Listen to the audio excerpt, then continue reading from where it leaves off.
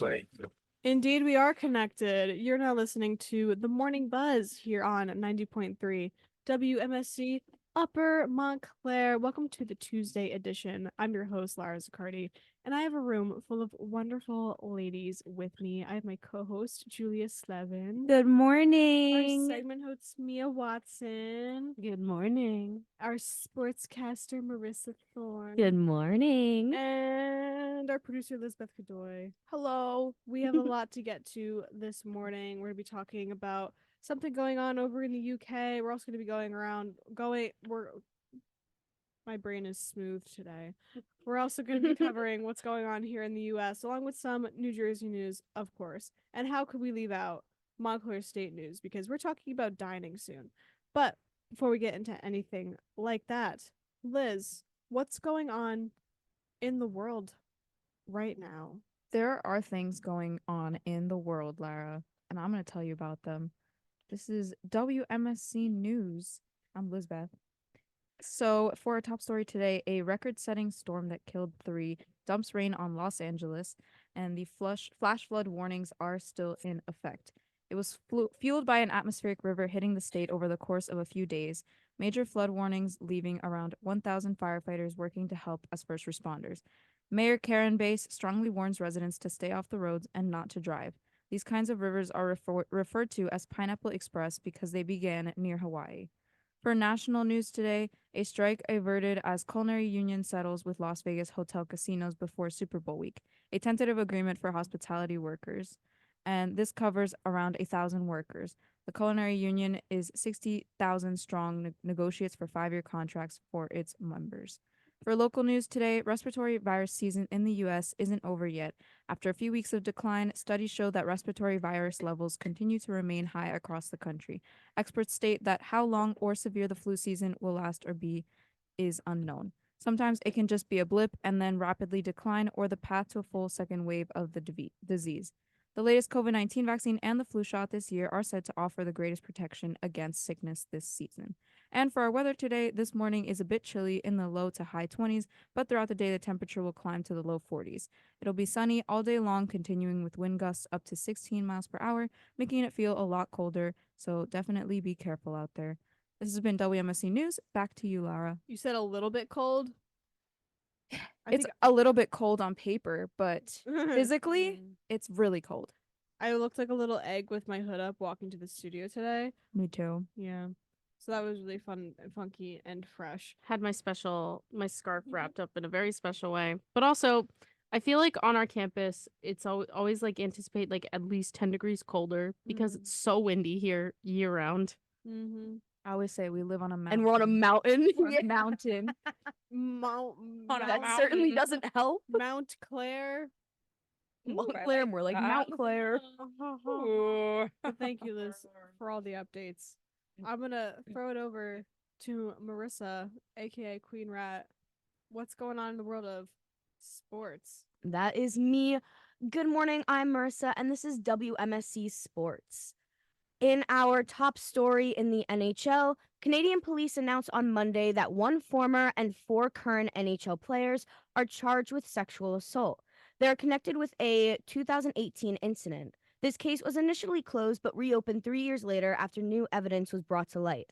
Philadelphia Flyers netminder Carter Hart, Calgary Flames forward Dylan Dube, Michael McLeod, and Cal Foote of the New Jersey Devils, and former NHL player Alex Formenton are all being charged with connections to this crime when all players were members of the Canada's World Junior Hockey Team back in 2018. London, Ontario Police Chief Ty Trugan apologizes about how long it's taken the victim to get justice, stating, "I'm apologizing to the victim and to her family because it's taken this long. This should not take this long. It shouldn't take years and years for us to arrive to an outcome of today. All victims of sexual violence in many forms, they should not have to wait this long. All 4 current NHL members have taken an indefinite leave of absence, and the lawyers of all 5 players deny any wrongdoings on their behalf. The next court day is scheduled to be April 30th, 2024. In NFL, Commissioner of the NFL, Roger Goodell, gives new details about the South America NFL debut. Goodell states, "We think it's going to give us the ability to access more fans, not just in the States, but on a global basis. And we are convinced we can be a global sport in the near future." The game is set to open on Friday, September 6, 2024. It'll be hosted by the Philadelphia Eagles in the Sao Paulo, Brazil-based Corinthians Arena. In MLB news, it was announced Monday that the Kansas City Royals signed 23-year-old Bobby Witt Jr. to what is the largest contract in the Royals franchise history. According to ESPN's Jeff Passan, the contract is worth $288 million over 11 years. The Royals then have the option to extend the contract to 14 years for an additional $89 million if they so choose, making the total contract worth $377.8 million for 14 years. The Royals selected Witt out of high school in 2019, and he joined the Royals full-time in 2022. Now, with this contract, it shows that the Royals are fully committed to invest in this young player's potential. Going back to the NFL, after arriving in Las Vegas, the San Francisco 49ers claimed to have complaints about their practice field. Although field safety seems to be a hot topic this season, the staff reports that it's not a matter of player safety, more so about player preference. The players prefer to play on a field firmness of 70 units of gravity, and their practice field is currently at 50 units of gravity. The only three solutions they have are to share the field with the Chiefs' practice field when they're not using it, continue using the current field, or to bring in their own sod of their liking. In local and Montclair news, finishing off the morning sports news, some updates from our local teams. The NBA. Last night, the Philadelphia 79ers lost against the Dallas Mavericks 118-102, and the Brooklyn Nets lost against the Golden State Warriors 109-98. In NHL, the New York Rangers won against the Colorado Avalanche. Later today, the Brooklyn Nets versus the Dallas Mavericks at 7:30. And in NHL, the Philadelphia Flyers will go up against the Florida Panthers at 7 p.m., and the New Jersey Devils play the Colorado Avalanche at 7:30. For Montclair sports, tomorrow Montclair's basketball team plays Ramapo here at the Panzer Center. The women's team is set to play at 5:30, while the men's team is set to play at 7:30. This has been WMSC Sports. Back to you, Laura. Thank you, Marissa. I caught it. I had to caught it. move back. I think that was what gave it away. That I was gonna yell. I didn't even notice. Oh, okay. It's- I told him that I would, so I did. Shout out to Alex Braun. Shout out. He's a segment host on He might listen to the second hour. Who knows? what day? Please hold. Wednesday. Holding Wednesday. Nope. No, Thursday. Thursday. We know. I've been saying it's a smooth brain kind of day. Mm. But thank you, Marissa, for all the lovely sports updates. But we have some upsetting news. Country figure Toby Keith has passed away at 62. According to the statement posted on the singer's website, Keith was battling stomach cancer and died peacefully yesterday, surrounded by his family. The statement said, quote, he fought his fight with grace and courage, and he was diagnosed back in 2022. Thoughts and prayers to the family. This is an upsetting loss. And all right, Julia, what else do we got? We got a lot of news today. We do have a lot of news to cover today, and moving on to some more health-related stories. King Charles III, 75, has been diagnosed with cancer. He will be avoiding public events after being advised by his doctors to minimize in-person contact. According to royal experts, the announcement marks a striking departure from the past when monarchs' alignments were often hidden from the public. The palace said in an email stated, quote, during the king's recent hospital procedure for benign prostate enlargement, a separate issue of concern was noted. Subsequent diagnosis tests have identified a form of cancer. The statement also did not specify what stage the cancer was found. Separately, Buckingham Palace said Charles did not have prostate cancer.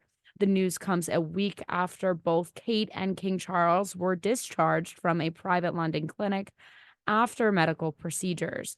The king underwent a quote corrective procedure for an enlarged prostate, while Kate had an unspecified abdominal surgery on January 17th.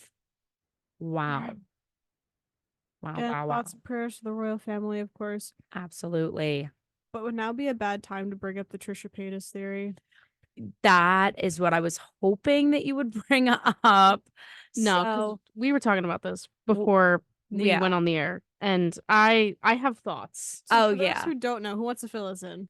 For those of you who don't know, Trisha Paytas is a very, very popular influencer who, when she had her daughter, Malibu Barbie, was it last year? Yeah. Last year? No, Yeah, 2022. Fall 22. Fall, Yeah. okay. So fall of 2022, she gave birth to her daughter Malibu Barbie, and it just so happened to be when she gave birth to her. Was it when she gave birth or when she announced The it? day the baby was born was the day Queen Elizabeth passed away. Yes.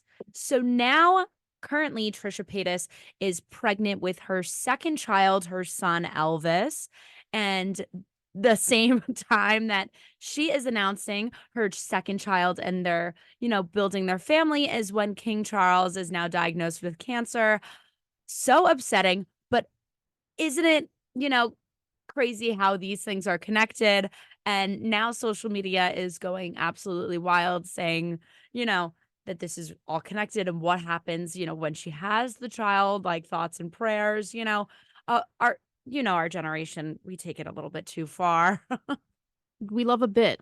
We Us do. as Gen Z. And we will commit to the bit. And if you go on TikTok or Instagram or X, you will see all the. We can and dead name Twitter. we can fine. dead name Twitter or Twitter. You will see like everybody joshing around. And we were talking about it on the walk up here. They're putting it with like the Mamma Mia soundtrack. music. the Waterloo where it's like the history book on the shelf is always repeating itself. That was Yeah. beautiful, Marissa. Thank you. Wow. That age- PA graduate and all. But yes, that is a little backstory for you listeners who didn't know the full story. But yeah, I think we all in the studio view this as a crazy, wild thing going on. Anyway, anybody else want to add to the Yeah. Trisha Paytas, or shall we move on? No, I think it's just like such a crazy coincidence. But like you said, I feel like Gen Z does sometimes take They these drive things. coincidences. Yeah, they'll take a coincidence and they'll be like, that has to be true. I Like know. Gen Z, there's two things Gen Z really loves: a silly bit and a Mhm. conspiracy. That's true. And invisible string theory. That's so true. And Trisha's like marketing team or PR team must be like going crazy right now. They're, eating this up. they're eating this up, probably. They probably planned this. Yeah. Like, they probably saw it. Oh. I don't know. Guys, do you think Trisha's PR team can see into the future? Maybe they were like, you know what? No. We have a sixth sense that something wild's gonna happen. With her history, I don't think so. Trisha's PR team is just the writers for The Simpsons at this point. That's crazy. That's true. All right, Yes. but we're gonna keep things moving along, and I'm gonna Mhm. stop looking at Snoopy photos on Twitter. Laura's looking a little bit like Snoopy in the studio today. She's Yeah. a little bit tuckered out. And you know what? It's a smooth brain Tuesday. So we're easing into the next story. You think I'm Snoopy? I think if you were a Peanuts character, I think you would be Snoopy. He's just like me. Mia just showed me Alright. this adorable little Snoopy tattoo. Yeah. Of Snoopy wearing headphones. You're gonna and tell me listening that's listening to David Bowie. Say smooth brain. I was like, I name face smooth brain moment. And it Please looks like just me. like you, little Just like Laura. me. Just booping around. I just want to boop around. Do you know who else is booping around? These Republicans. Yeah. Senate Republicans guys, it's a smooth brain morning. They resisted advancing in a bipartisan proposal intended to clamp down on illegal border crossings. This signals a likely defeat in Congress that would have leaders with no clear path to approve wartime aid for Ukraine. But in a dramatic turnaround, Senate Republican leader Mitch McConnell recommended that the GOP senators vote against the first procedural vote tomorrow. It came. Okay. It came after. It just. It came just hours after Mitch McConnell. You got it. Do I? It's a smooth brain morning. It's okay. We're all smooth brained right now.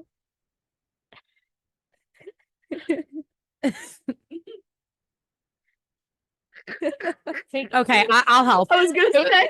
It came just hours after McConnell had urged colleagues on the Senate floor that, quote, it's now time for Congress to take action. But he has struggled to marshal his conference to support the package of $118 billion package of border enforcement policy and funding for Ukraine, Israel, and other U.S. allies.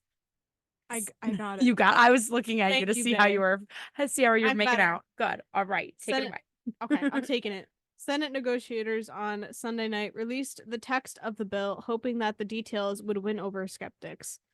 The carefully negotiated deal represented a rightward shift in Senate negotiations over border measures, yet the backlash was still intense from conservatives.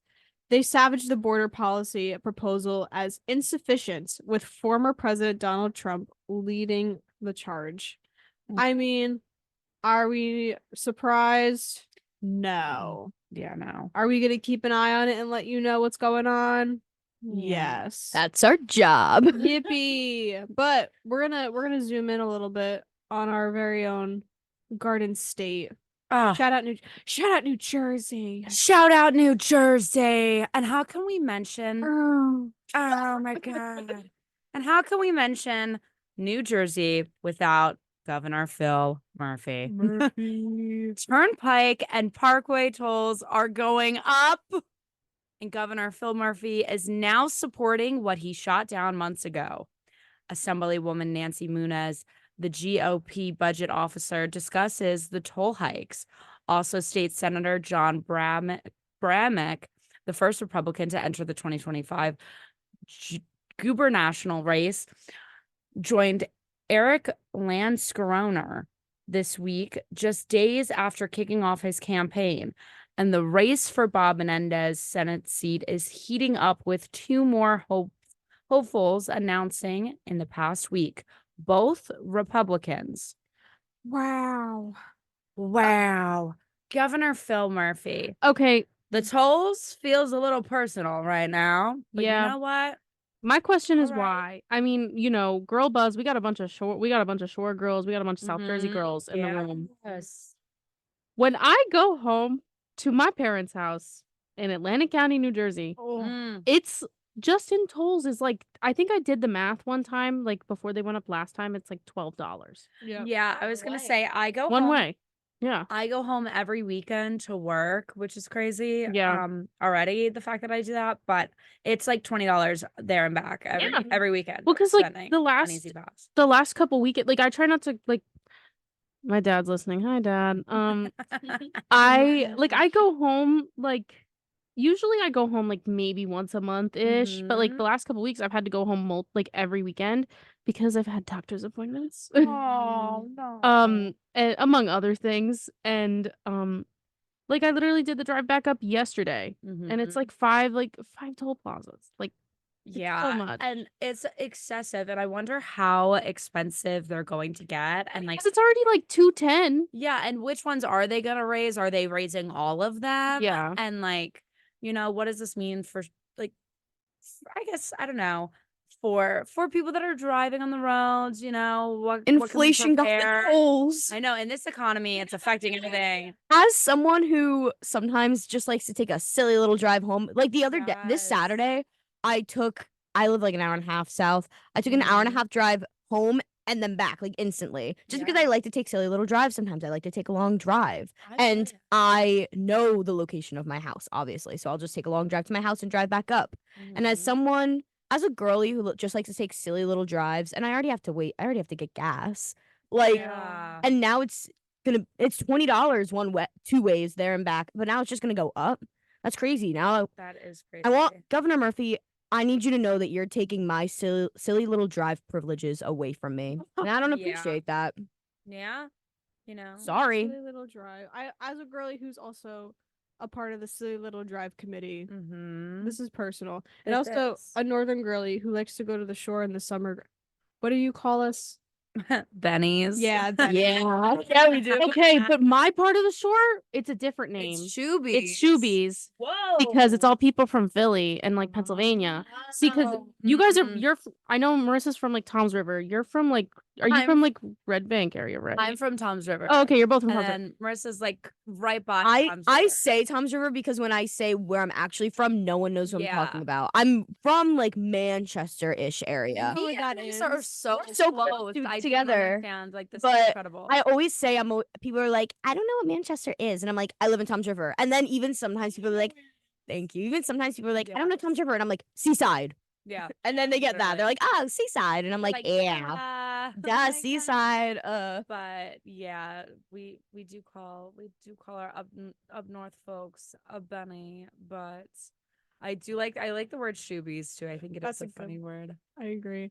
Ah. Well, as a northern girl, I'm so sorry that you're totally costing $20. But we're gonna be right back here on the Morning Buzz with Boy Genius. It's a bad.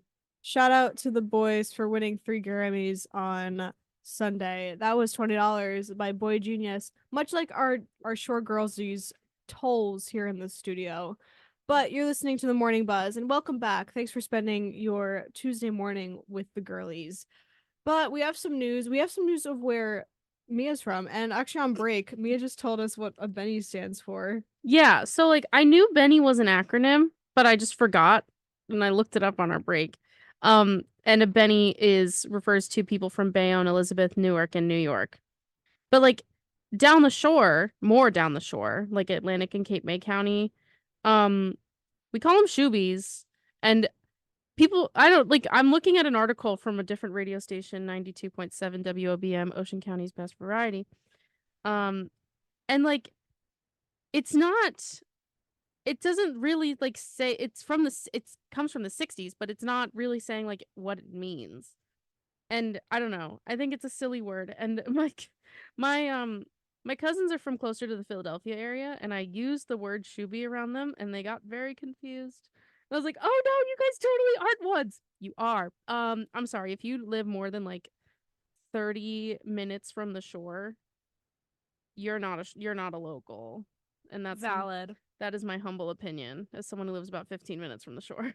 Wait, so you're like, you said you're more Atlantic City, right? Yeah. So would someone from like Seaside be considered? Like from that area, like from shore to shore? Wait, shore? I don't really. Shore to shore. I don't know. I feel like you can't use that shore to shore. I think it's more for people inland.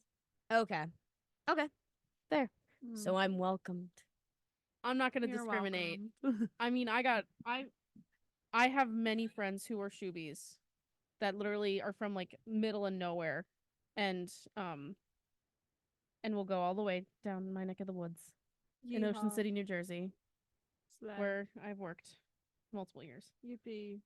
But Slay. speaking of Atlantic County, New York, no.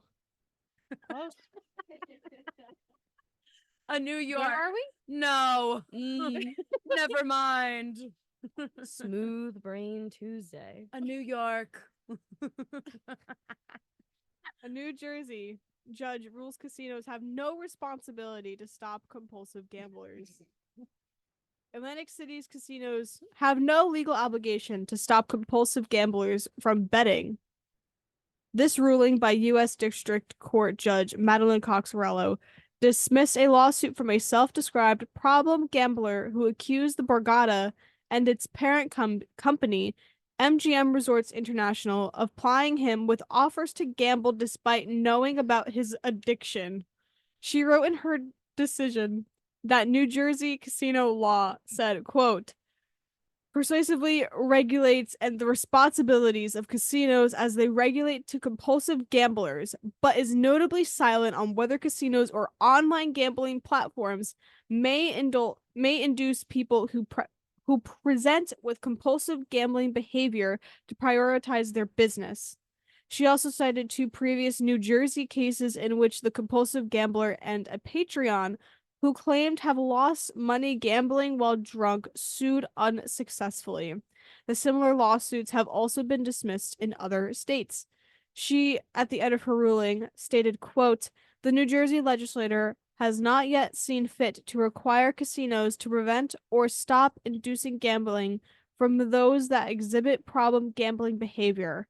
As a matter of law, the defendants do not owe a negligence common law duty to care of plaintiffs." Ooh, Wow. A doozy. I got Can I through it. speak on this as someone so I'm from the greater Atlantic City area. My dad has worked in casinos my entire life. Hey, Dad. I've worked at casinos before. Pretty much everyone I've ever met that is from my area and my town has worked at a casino at least once. My parents met working at a casino too. Like, it's just everyone in my neck of Atlantic County works at a casino. If you listen to local radio in Atlantic County, almost every ad is for 1-800-GAMBLER. There are billboards all over Atlantic City for 1-800-GAMBLER. If you have a gambling problem, call 1-800-GAMBLER. It's vices. Of course it is. But also that's what like the entire economy of my part of Jersey is like the foundation of. But also you're choosing to go to a casino. It's like the point. Yeah. Mhm. I was literally You just are about to say, I was gonna say, this is so silly. It's casinos' like main way to make money is literally from gambling. Like, Yeah. that's like the whole point. Like, why would you be upset if you personally like, Walk know, into a if casino. you spend too much money because you were drinking or whatever? Like, that is your prerogative. That is your business. At the age of 21, like, that is legal drinking age. Like, it's fair game. Like, that's nobody's fault that you're responsible with your own And money. I'll say he wouldn't be complaining if he won. Exactly. So So it goes both ways. yeah. You know. As someone who's been around casinos literally my entire life, the thing is, it's like, it's not just the gambling floor. It's not Yeah. just like, it's not just that. Like, a lot of in that area, all of the bigger concert venues are in casinos. Mhm. All of the nice restaurants are in casinos. All of the like clubs and bars are in casinos. So it's difficult, but also like it's more of a self-discipline thing. Like, oh, you don't want to drink. Okay, then like you might have to bite the bullet and not go out with your friends this weekend. Mhm. It's things like that. So I don't know. I think it's interesting. It definitely is. And I'm curious to see what they do over time, and how this evolves. Yeah. But speaking of Evolving. evolving And so good. the dining committee meeting here at Montclair State. Students in attendance had the opportunity to share their thoughts, both positive and negative, on dining. Conway shared the main concern that students mentioned, which was hours of operation. He shared that on the Instagram account at Montclair State Confessions, someone shared that hardly any locations are open on the weekends. Conway said, quote, "The biggest concern regarding dining, a lot of it has to do with hours of operation and what is open and when. I don't know Montclair State Confessions, but someone made a confession that nothing is open on the weekends, but they only name one spot. If you didn't know, Dunkin' is open on the weekends, Sam's Place, Freeman's, Yella's, and the Red Hawk Diner is open all day till 1 a.m. Conway said, quote, "The future of this dining program is being driven by student input. Our hope is that everyone gets involved and we make this into an award-winning dining program spearheaded by the students of Montclair State University." Wow. I think that's really, really nice that they take students' opinions into such high consideration. So last semester, towards the end of last semester, there was the conference that we were able to attend with the president and vice president of Montclair State. And one of the things that they did mention was about dining. That was like one of the really big topics. And some of it was like about Starbucks, some of it was about like there being a Saxby's, like the whole business hall thing. But one of the topics of conversation was dining on weekends. And one of the big things that Capel did say was that he was like, it's kind of like this flip-flop back and forth because students say that they're going to dine on campus, but then a lot of times they like go home, or like there's not enough revenue to really justify keeping certain places open. Yeah. So I'm like, I understand both sides, but I think it kind of stinks for the students that are on campus, especially those living in places that don't have accessible kitchens like the village has, that really rely on those dining options. I think even if they're restricted hours, there should still be some kind of an extra out, like a few extra Yeah. hours, like for lunch, or maybe to grab dinner and go, like something like that. That's just me personally. No, I agree, because like I think of all the students that also, you made a great point, Marissa, about the fact that like not all students have accessibility to, a kitchen, or maybe they have like a hallway kitchen that they can use, but like you don't know everybody's circumstances. But then I think about the people that don't have a car here on campus, and if they are not able to cook in their own living space or go to the dining hall, then it's like they can't really leave campus to go get food. So what are their options? And I remember when I lived in Stone, the biggest thing that I would do on weekends is I would go to Blanton and I would get Dunkin' Donuts in the morning for breakfast, and then I would get Jersey Mike's and save it for later for dinner. But now the Jersey Mike's isn't even open on weekends. Like they've limited it even more. So like all the former dining options in Blanton used to all be open on the weekends. Then last year they were like, just kidding, we're gonna make all weird hours for like everything. And yeah, then, the Chili's wasn't open on weekends. yeah, and then they did that full overhaul. I miss that Chili's. Me too. Honestly. I forgot not the that they got same. rid of it. And also, that market used to be there, like the whole shopping center. That's so And yeah, true. they have the Amazon Well, one, but it's not as extensive, I and just it's always found out. I just found That's out true. yesterday that like, because the two Amazon stores on campus in Blanton and the student center were supposed to be open 24 hours, and I believe the one in Blanton is no longer open 24 hours. Really? Like they put a lock on it. Wow. Yeah. Wow. And so like it brings up the point, like you Mhm. said, if people don't have cars, they can't get to a food store. So a lot of people Yeah. relied on that Blanton market to get groceries, and now even that's gone. And like that shopper Yeah. shuttle that like goes to like ShopRite only Saturday. only goes like for a certain time on Saturday. Yeah.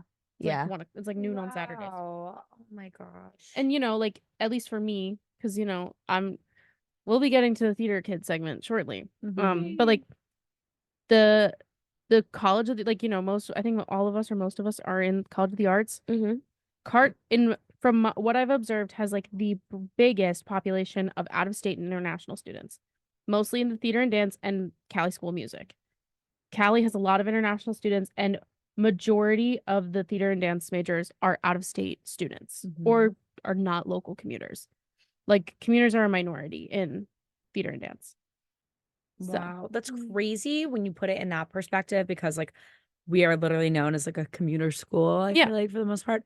So when you think about it, the fact that like everybody is pretty much like homebound in the like dance and art community here at Montclair State is so interesting. And it's so funny you say that, because my one friend that is a dance major is literally from Washington, like the other side of the country. And he doesn't have a car here. And like, that's just so crazy to think about. That's a really good point that you bring up. Wow. Well, we will see what happens in the changes here. Because whether or not whether or not, here we that come. was really bad. I'm so sorry. My brain's smooth. So New Jersey is expected to see mostly clear and mild weather for the rest of the week. Yeah, okay. Today through Thursday are forecasted to be partially sunny and in the 40s and 50s. By Friday and into the what? Okay. So by the middle of the week, temperatures will stay within the 50s with occasional clouds and rain. Oh, this is for the weekend. However, just to think that spring is springing away. Nah, just kidding. However, snowstorms are still likely into spring, according to this new weather forecast. AccuWeather meteorologists predict fierce winter weather through March in their spring 2024 forecast. The chance for snowstorms in the northeast will remain through the first half of March, with a springtime warm-up to follow in late March and April. This tracks with the National Weather Service's predictions for a likely snowstorm for a likely snowstorm a week or two into February after above average temperatures. For now, though, the 10-day forecast in the Garden State is looking clear and at least partly sunny, as mentioned before. Okay. Gonna be so real. I think I said this to Marissa yesterday. I'm like, I'm so ready for spring. But then Marissa was like, the bugs. And I was like, oh my God, you're so right. Yeah, especially on campus, we have Oh my the gosh. Asian ladybug beetle crisis. And I don't know if you get this in your dorm, but in my dorm specifically, they get really bad. And they get really bad, especially in my room itself. So like they Really? get in. Like it's like, an issue. It's been an issue on my entire floor. I heard about this last year. And in no one did Williams. and no one Yeah. did anything until my old roommate who graduated, her uncle got involved and called the Gross. school. And that's when someone came out, tried to convince us that it was sheetrock. And then when they took out the screen window of my room, there were maybe like 100 in each corner. Oh my god. That's insane. No, And then he said, that's unfortunate. And then just he cleaned them out and put the screen back. That's disgusting. No, because last week when I was at the gym, I was at the rec center, and I was thinking about it because I saw a bunch of little ladybugs up near the top of the window. No, I yeah. was like, it's the middle of January. Why are you here? Mm. I did already see like 2 or 3 in my room. See, This like since being back, Mhm. I've seen a couple. We had some in our apartment in the beginning. But for those of you who don't know, I have a beautiful, wonderful cat, Josie, who is just a little baby girl. she's just like me. Yeah, she is just like Laura. Like the best animal ever. So, but if you don't have a cat in your apartment, and she's also, if anybody is listening that is of the Montclair State residence life, she is an emotional support cat, so she is certified to be here. But she attacks all the ladybugs. That's like her job. And she looks for them everywhere. Like she's on the prowl in the morning. Like she's looking in the air vents. She's looking in the corners of the room. And when she sees them, she plays with them, but then she kills them by accident. I don't even think it's intentional. Like you see her swatting them, and I really think she thinks that she's just playing. But Can she does come to my apartment. yeah, she does a really good job, to be honest. Like we really don't have them. And I think it's because they probably fear us because we have little Bean in the window. Maintenance, nah. Cat, Yeah. yes. Yeah. But I don't know about you. Even though it is just, even though the bugs aren't out yet, I'm still cold. But for now, this is I'm So Cold by C+. We will be friends. That was I'm So Cold by C+, a little local band here in Jersey. Shout out C+. Welcome back to the Morning Buzz. You're listening to WMSC, and it's Girl Boss Buzz. It's all the girlies in the studio, and we're kikiing and we're yapping, and it's a great old time. And I hope you stick around and join us for Mia's Theater Kid Corner. It's my turn to yap. Yippee! Yes. Welcome to Mia's Theater Kid Corner, where I bring you your weekly dose of theater and entertainment news. My name is Mia Watson. Starting up on Broadway, y'all like Heartstopper? Y'all like no? Oh wait, no, I do. I do. The one on Netflix? Yes. Yes, I love that show. Star of Heartstopper. I think yes, Marissa? No. Okay. Star of Heartstopper, known for playing Charlie Spring, Joe Locke has joined the cast of Sweeney Todd on Wednesday, the 31st, in the role of Tobias Forge, originated in this revival by Gaten Matarazzo.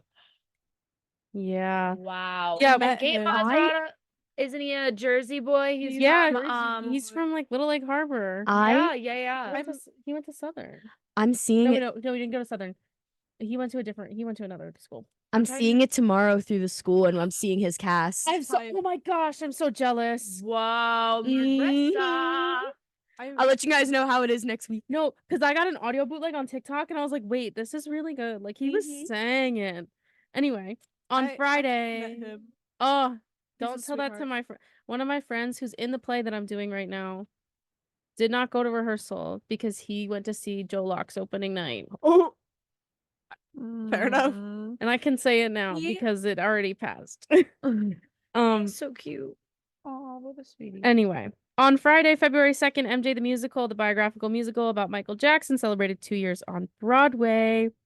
The revival of Doubt, the Parable, with the Roundabout Theater Company, starring theater veteran Tyne Daly and Liev Schreiber, began previews on Saturday the 3rd after having to cancel their first preview on the 2nd due to non-COVID related illness.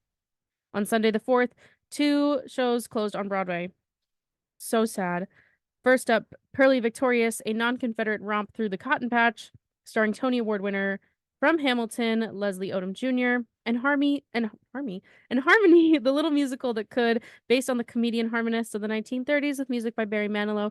This musical has been on the road to Broadway since 1997. The director of the play that I'm doing right now here at Montclair State, Anyone Can Whistle, was he was telling me how he was in like original callbacks for this production in 1997, and I'm like, it blows my mind. Like it's very upsetting to me how short this show's run was. And I really am upset I did not get to see it, but alas. Moving right along, it has been announced that a new Sarah Bareilles musical is in development. An adaptation of Meg Woltzer's novel The Interesting is to be adapted to stage with book by prolific playwright Sarah Rule and music by Bareilles. The American Airlines Theater, utilized by the Roundabout Theater Company, was recently renamed the Todd Haynes Theater in honor of the theater company's late artistic director. And finally, the Broadway revival of The Who's Tommy, featuring music from The Who, has announced its full cast. Opening night is set for March 28th. That sounds hype. Oh, yeah. This because this was out in Chicago a few months ago, and it had been in talks of coming to Broadway. I would really like to see it because the show, I've been told the show's very fun. It's based on the movie Tommy. But yeah, in Off-Broadway, The White Chip, starring Tony Award winner Annalee Ashford and TV legend Hank Azaria, opened Off-Broadway at MCC, and Jonah at the Roundabout Theater Company, both on Friday the 22nd. Friday, February 2nd. In international news, we got some really cool London news this week, guys. It was announced early Monday morning while I was in the chair at the dentist that model and actress Cara Delevingne will be making her stage debut in the London revival of Cabaret beginning March 11th in the role of Sally Bowles. Wow. And I will be in London when she's there. So who knows? Maybe I'll see Cara Delevingne. We'll report back after spring break, guys. And announced just 1 hour ago, almost 2 hours ago, that Tom Holland will lead a new production of Romeo and Juliet on the West End beginning May 11th. I was walking out of the Village at about 6:15, and I opened Instagram, and this is the first thing I see, and I was like, oh. So I literally was on my phone, walking to my car, typing this in the Buzz script. Anyway, Yay. Tony winner and Glee star Alex Newell will star in a one-night-only 50th anniversary concert version of Pippin as the leading player. Moving on to regional theater news, the Paper Mill Playhouse in Millburn, New Jersey, their production of After Midnight, a jazz musical revue set in the iconic Cotton Club of the Harlem Renaissance, has begun performances and will run until Sunday, February 25th. In touring news, Clue, a murder mystery comedy, will be touring across North America starting later this month. As mentioned earlier in the show, Sunday night was the Grammys, and Best Musical Theater Album was awarded to Some Like It Hot. In some more unfortunate news, shortly after last week's Tuesday Buzz, it was announced that theater legend Chita Rivera passed away at the age of 91. The theater community has been honoring her memory and tributing her this past week. Rivera's most iconic roles include originating the role of Anita in West Side Story, originating Velma Kelly in Chicago, the titular Spider-Woman in The Kiss of the Spider-Woman, and also starring alongside Liza Minnelli in The Rink. On the same day, 3-time Tony Award winner Hinton Battle passed away at the age of 67. Battle is best known for originating the role of the Scarecrow in The Wiz, which The Wiz is returning to Broadway this spring. It's on tour right now and it's coming to Broadway, I think in March or April. That's not in my script. In the world of MSU Theater and Dance Department, the student petition to combat the closure of L. Howard Fox Theater is currently nearing 4,000 signatures. For more information, there is an Instagram page at save_Fox_MSU for more information. And as I mentioned before, the little show that I'm working on, Anyone Can Whistle, opens in about 10. Oh my God, it opens in 10 days. That's so scary. We'll definitely chat about that more next week. Anyway, that's it for my Theater Kid Corner. My name is Mia Watson. Let's get back to the buzz. The girls are buzzing in the morning. The girlies are buzzing. Buzzing. That all sounds so fabulous. My brain's really smooth. I no, Tell when I- Mars really tuckered out. I'm a theater girl. I love theater. I literally bought tickets to a couple different things over the weekend. One of which being An Enemy of the People, starring Succession's Jeremy Strong. The Sopranos, Michael Imperioli. I think I said that right. And Yes. my queen, Victoria Pedretti, of Haunting of Hill House, Haunting of Bly Manor, and You fame. Hmm. I'm very excited to see it. I'm seeing it in March. You have to report back Slay. to us. Oh, for sure. Friend of the show / assistant video, Molly O'Donnell and I were talking about this because she loves Succession and The Sopranos, and so she's also seeing it soon. She gets a 2-for-1 deal. That she does. Yeah. Indeed, she does. But wow, okay, really quick. 4,000 signatures is crazy. I can get the exact number because I think it's still at like 3-7 something. Approximately. Yeah. I don't know if I should say this on air, but never mind. I was like, I did sign the petition, but I did not have any reflection.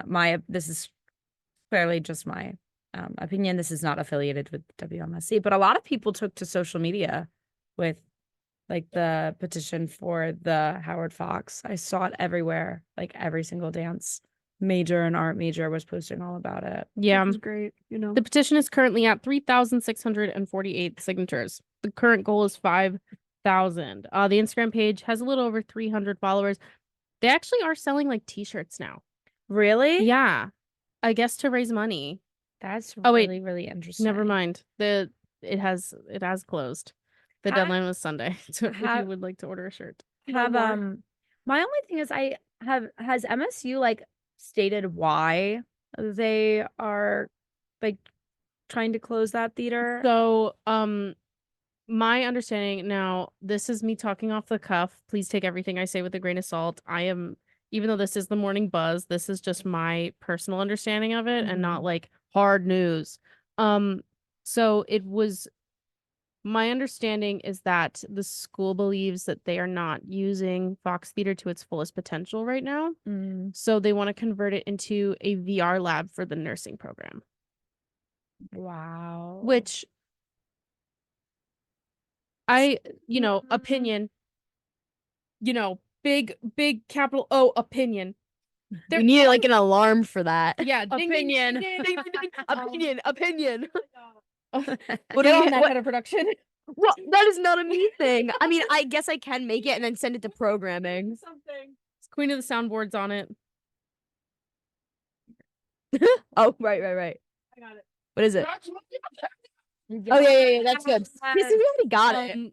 Anyway, there are other buildings on campus that have closed since COVID Yeah. that could yeah. be used. Well, I had heard recently that they're just gonna tear that building down. Wow. That could be wait, wrong. Wait, Webster? That could be wrong. I heard. Yeah. Well, this could also be wrong. I heard that they were making that into a separate science hall. Oh. See, I don't know. But that's just rumor. That's just me yapping. I don't I got a new one. This is just me yapping to yap. Yeah, so Which true. one is it? Aw. No. I don't know. Please, yeah. So while Laura finds out, you are listening to 90.3 WMSC Upper Montclair. It's it. But yeah, I don't know. I feel like I don't know. I think it's frustrating because the theater, the BFA in musical theater here is one of the more prestigious in the country. Yeah. And, I feel like the school has worked very hard to have the BFA theater programs here be like, admirable and Yeah. equitable. And so taking away, because Fox Theater hasn't had a performance in it in a while. but it's used primarily as an extension of the scene shop. So behind the theater space is essentially where all of the welding and metalwork happens. And then a lot of the time the actual stage space is used for storage and as like a painting lab where a lot of like the drops and things are painted and a lot of scenic elements and a lot of props are built. Yeah. So if they take that away, then where does all of that work go? Yeah, I also think another thing, and again, we're dropping big, big capital highlighted. Oh, opinions. Laura, hit it. Thank you. I think it's really, really unfortunate to take away from one specialty, such as, you know, the BFA majors, the dance majors, all that, and then be like, oh, we're gonna do a nursing lab. And it's like, that's great for them, but you're taking away from another school. So it's like, Yeah. that's really not cool to do, especially like when you do make the point that like people come from internationally across the country to come here, and not saying that they don't for the nursing program. I'm sure it's a great program, but it's like, okay, we're investing money and time into the new Starbucks, the new the parking permit stuff going on here. And it's like, maybe, you know, instead of taking away something from theater, music, and dance and putting it towards you could just do both, maybe. Question mark, question Well, mark, also, you know, big opinion though. Well, That's just also, opinion. for those unaware, Life Hall is one of the older probably one of the oldest buildings on campus. So it's not very accessible for people who are physically disabled. And taking away Fox Theater also takes away the only wheelchair accessible entrance to the scene shop and backstage of Memorial Auditorium. Yeah. So then That's a really good point to bring up too. Yeah. So, you know, because there's certain parts of Life Hall that like have had to be like converted, or like, oh, we can't use those anymore because they're not up to like not that they're not up to code, but it's more like they aren't accessible for people. And they're, you know, and there are physically disabled students in the theater and dance department who might have a really difficult time, you know, going up and down multiple flights of stairs multiple times a day. Yeah. Things like that. Because like I have friends who are disabled, who Yeah. have to run around that building like a crazy person every single day. That is true.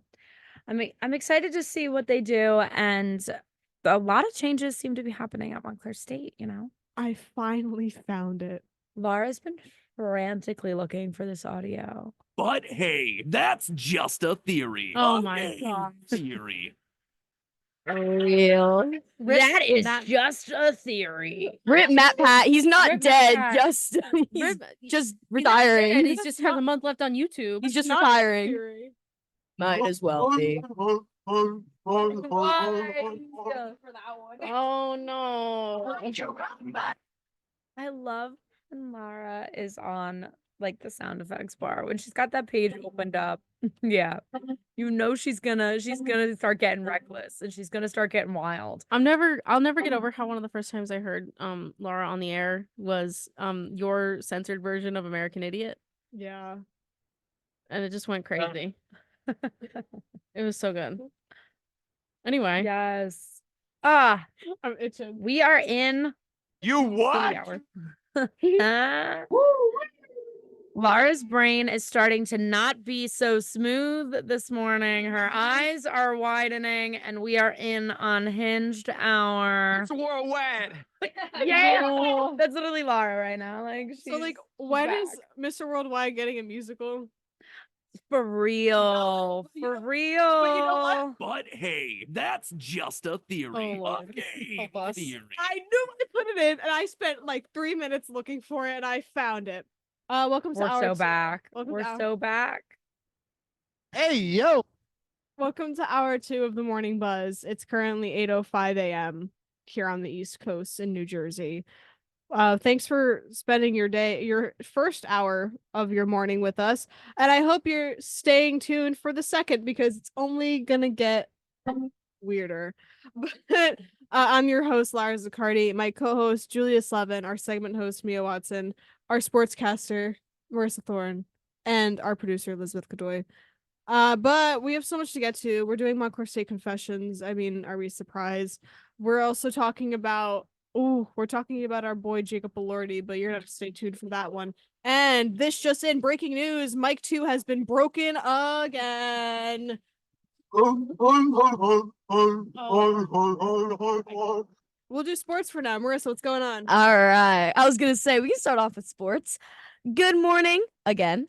I'm Marissa, and this is WMSC Sports. In our top story in the NHL, Canadian police announced on Monday that 1 former and 4 current NHL players are charged with sexual assault. They are in connection with a 2018 incident. The case was initially closed but reopened 3 years later after new evidence was brought to light. Philadelphia Flyers netminder Carter Hart, Calgary Flames forward Dylan Dubé, Michael McLeod, and Cal Foote of the New Jersey Devils, and former NHL player Alex Formenton are all being charged with connections to this crime when all players were members of Canada's World Junior Hockey Team back in 2018. London, Ontario Police Chief Ty Trugan apologizes for how long it's taken for the victims to get justice, stating, "I'm apologizing to the victim and to her family because it's taken this long. This should not have taken this long. It shouldn't have taken years and years just for us to arrive at the outcome of today. All victims of sexual violence in many forms, they should not have to wait this long. All 4 current NHL members have taken an indefinite leave of absence, and the lawyers of all 5 players deny any wrongdoing on their behalf. The next court date is scheduled for April 30th, 2024. In NFL news, Commissioner of the NFL Roger Goodell gives new details about the South America NFL debut.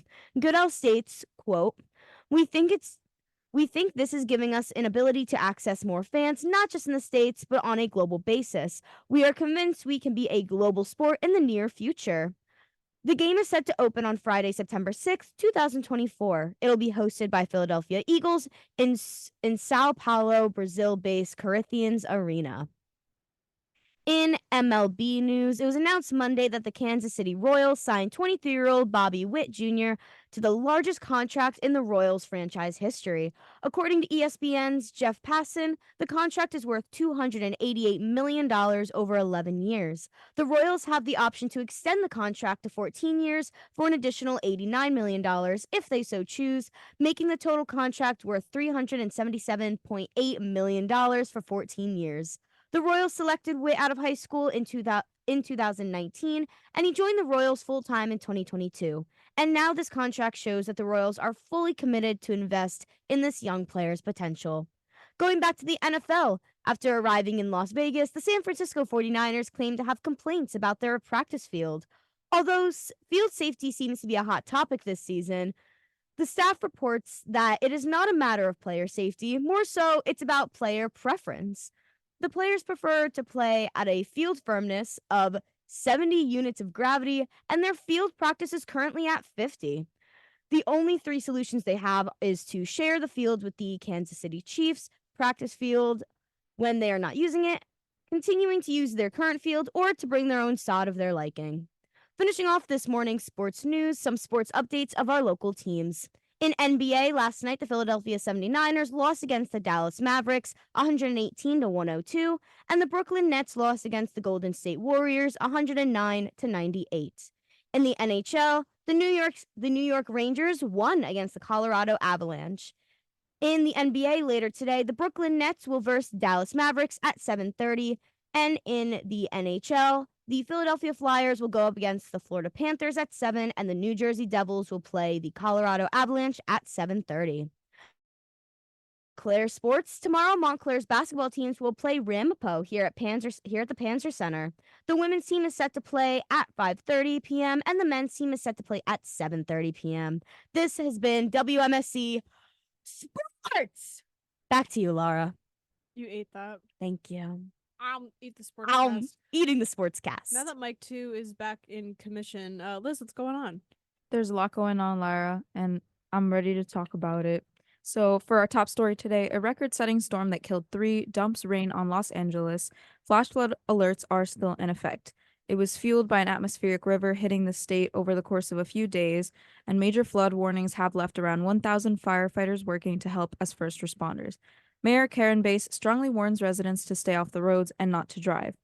For international news today, a strike was averted as the Culinary Union settled with Las Vegas hotel casinos before Super Bowl week. A tentative agreement was reached for hospitality workers, and this covers around 1,000 workers.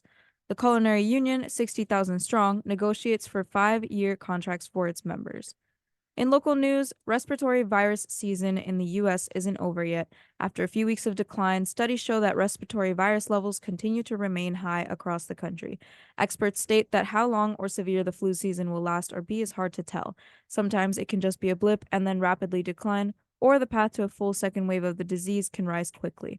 The latest COVID-19 vaccine and the flu shot this year are said to offer the greatest protection against sickness this season. And now for some weather. This morning is a bit chilly in the low to high 20s, but throughout the day, the temperature will climb into the low 40s. It'll be sunny all day, continuing with wind gusts up to 16 miles per hour, making it feel a lot colder, so definitely be careful out there.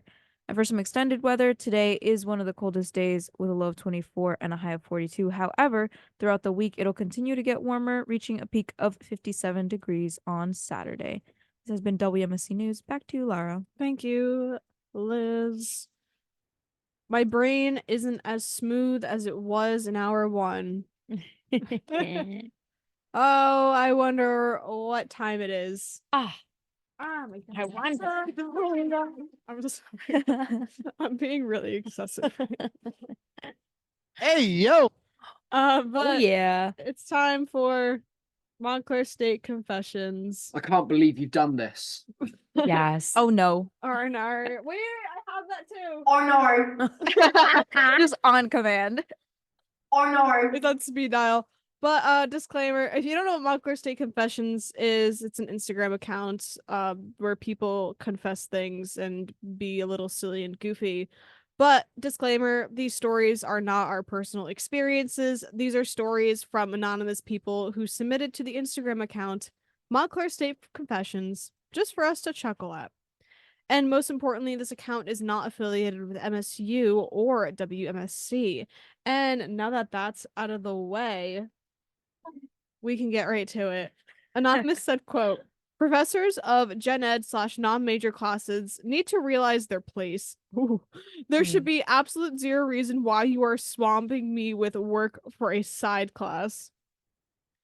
Okay, Facts. facts, Okay. but also, like, there could be like people whose majors that like this is a major class for them.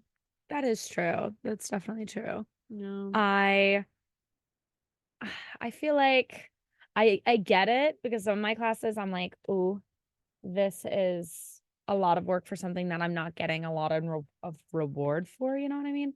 But you know, we're all in the same boat, you know, sometimes you just gotta take it. I remember you said something during the break about gen ed classes really quick. Wait, we're We gotta hand the mic over. We only got 4 mics in here, and there's 5 people. we just need one more. I'll put one in right now. Bam! Oh my Magic. gosh, crazy. But I was saying how one of the lovely freshman DJs, I met them in a gen ed class last semester, and we suffered in solidarity. And we are trauma bonded through that class. But it's the lovely Stella Daly, who's also on the Buzz on when on Thursday Buzz, I believe. Yeah, they are the newscaster for Thursday Buzz. Yay, Stella. Yippee. Yeah, love. We were I can do it gushing- for you live. That was really good, Marissa. Thank you. Wow. We were I can do it. gushing- I can do it very consistently. We were gushing over Stella Ah, earlier during our little break. You can tune into Stars Library Mondays 10 a.m. here on WMSC as well. Yeah. That's not just a theory. yay. That's official. No, like, oh my gosh, when they told me about it last semester, I was like, I need it so bad. Right. Each show is 87? why would you do that? Because I think Stella needs to cover the FNAF books. I feel like Hey, that's just For a those theory. unaware, Stella's Just show theory. is okay. You know I don't have the headphones on. I can't hear the bits. Anyway, but Me Stella's is- show does like music based on books.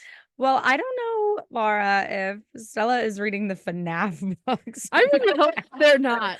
Like, I look at Stella and I'm like, oh, she's reading something really cute. Like, something she did Shakespeare, I think, for her show Yeah, this week, I yesterday. think. Like, Like, I don't know if the FNAF books are really on the top of her reading right now. She's missing out. All right. On the top of her Goodreads. Hear me out, Marissa. You should do the next books on Rat Hour. Although I give every character a different voice as I read it. That's the radio vet day this semester. Oh, I would honestly really enjoy that. Alex on the phone. Alex in the That's studio, not please. really a me thing anymore. That's more of an Alex thing. Someone get him on the phone. Shout out to our assistant production director. Also, I'm sorry. I know this is really random. I can't help but say this, but Alex works at McDonald's, and I can't stop thinking about how, just in case you guys didn't know, the Shamrock Shake is coming back, and Right for Alex. Mint Oreo McFlurry. It's gonna be a tough month for you, Alex. It's gonna be a really tough month. Get some help. Guys, pray for Alex Braun. No, only if you want to. This is how you know Laura's awake. We got through one confession. Okay. Well, all right. Julia, go ahead, take it away. Anonymous said, quote, does any other single person feel my extra God. lonely, especially now, because it seems like everybody is in a relationship? I just want to feel loved, and please don't tell me to love myself because I already do. Period. They're real. Play. That's real. That's real. I mean, but it's also boot up season. We had breakup season. Now I feel like Valentine's Day is like, it's so overhyped, in my opinion. I have a sound effect for this confession. All right. And Let it's it rip. kind of mean, but I Let it don't rip. care. Like, when did I Yeah. ask? I didn't. There's certain Yeah. people though that are really, really cute about it. Like I think about how JT was like, very excited for the holiday and Associate stuff, and program director. he's so sweet.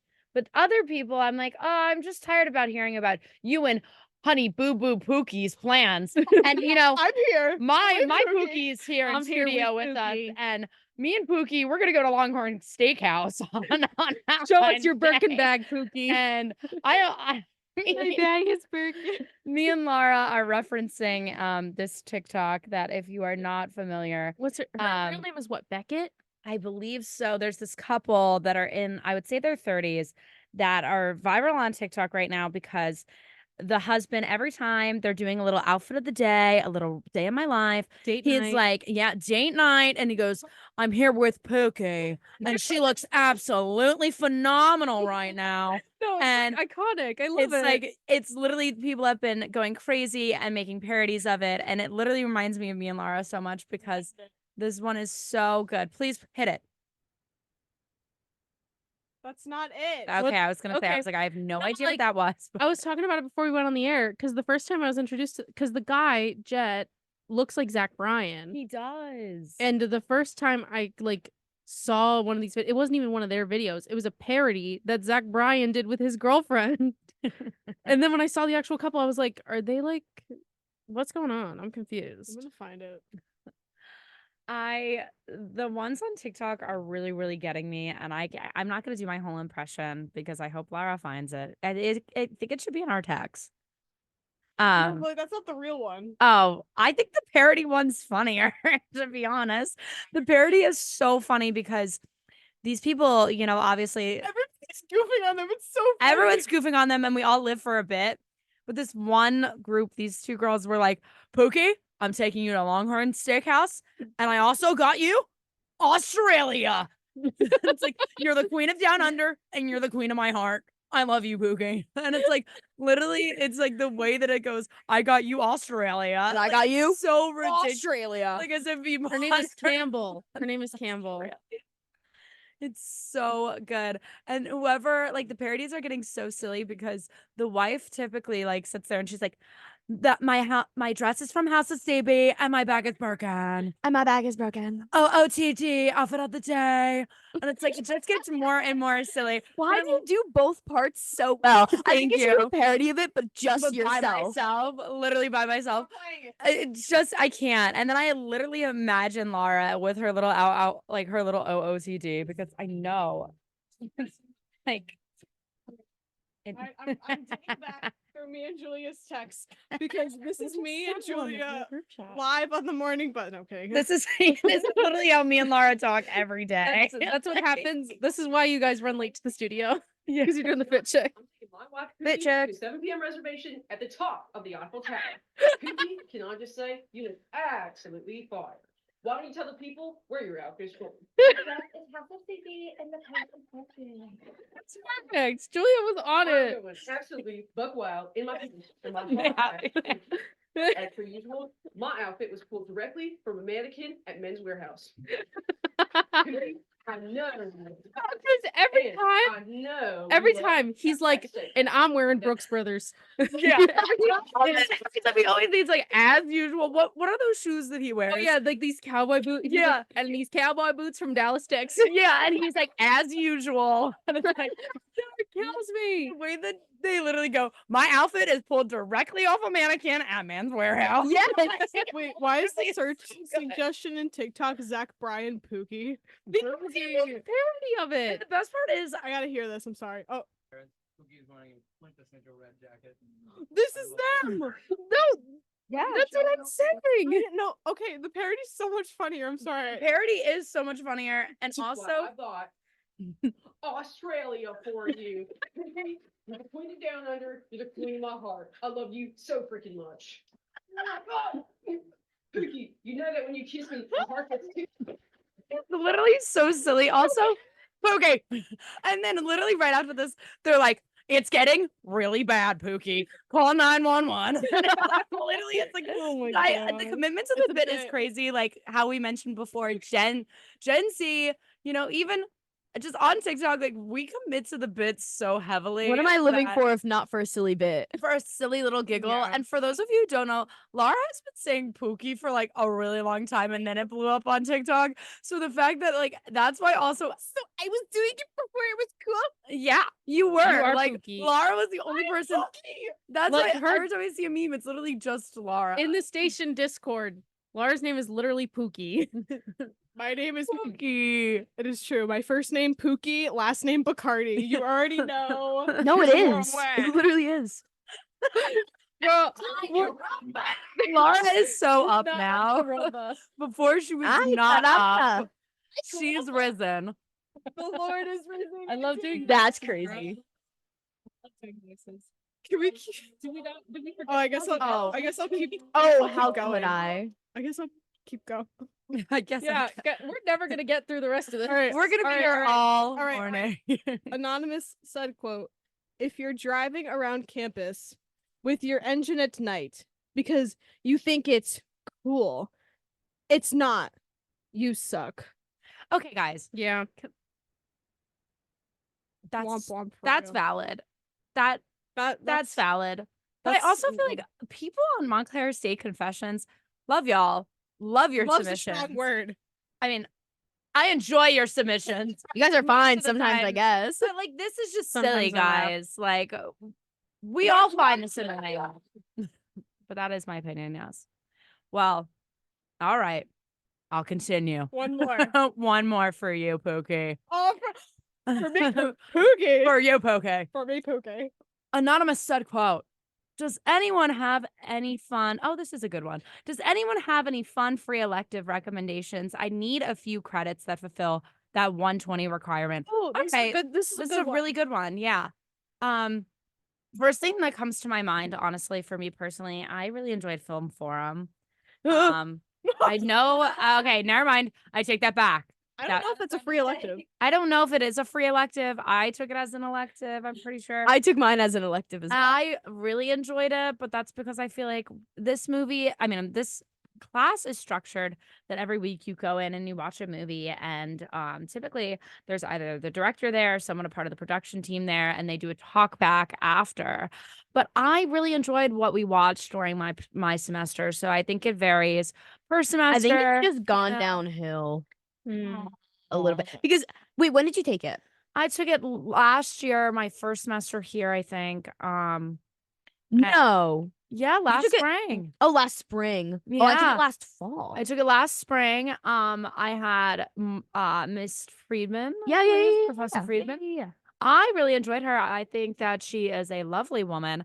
I really, really enjoyed a lot of the movies that we watched. We watched a lot of female directed movies. We watched a lot of queer culture films and stuff. And I just like really, I actually wrote, I think on like my letterbox a review of one of the movies that we watched because I enjoyed it so much. And but I do think it really depends on your obviously your opinion on certain films, and I just the hand that you're dealt that semester with the movies I think is a big thing. But essentially you watch these movies and you write like a little opinion piece afterwards, and then eventually it's your turn to ask the filmmakers questions. It's for me it was an easy class, but what are your opinions, Marissa? I personally don't think it was for me because I think it's a good class if you want to get into writing and directing, but that's not particularly what I want to get into. Yeah. So, and they didn't really have that many people from other aspects. Sometimes they would have the actors, sometimes they would have like a producer, and I thought it was cool. They had one of the directors from like The Walking Dead and like Game of Thrones. Like that's cool. Like that week was cool.